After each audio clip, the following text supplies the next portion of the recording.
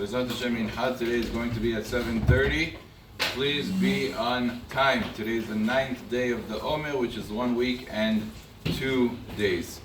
The halachot that we were discussing yesterday was the introduction to the rules of Muktzeh on Shabbat, that the Chachamim prohibited handling certain types of items in certain situations because of this overall all-encompassing prohibition called Muktzeh, called something that is set aside to not be used for Shabbat. So when it comes to utensils, there's two main overarching categories. There's a utensil that is primarily used for something that is mutar on Shabbat, that is allowed on Shabbat, and then there's utensils that their primary function is for something that's not allowed on Shabbat.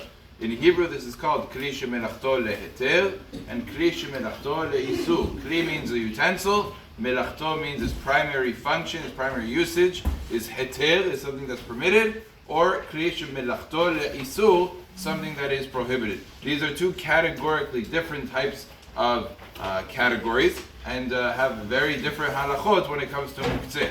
So today we will discuss, and for a few weeks, probably a few days, we will discuss the rules of kli shemelachto leheter.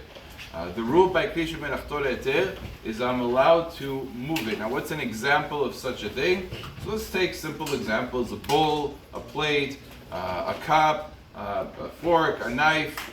All these types of things, all these utensils, are all called kli shemelachto leheter. Their main primary function is to be used to eat. Eating is not something that's asur to do on Shabbat, and therefore it is a kli shemelachto leheter. It's a utensil for something that is permissible.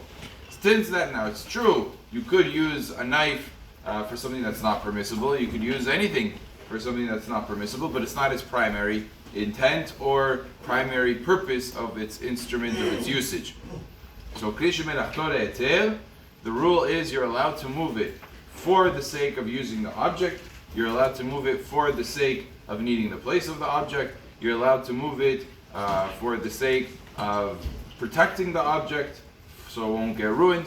For basically many, many categories of things that the Chachamim said you're allowed to move a kli shemelachto leheter.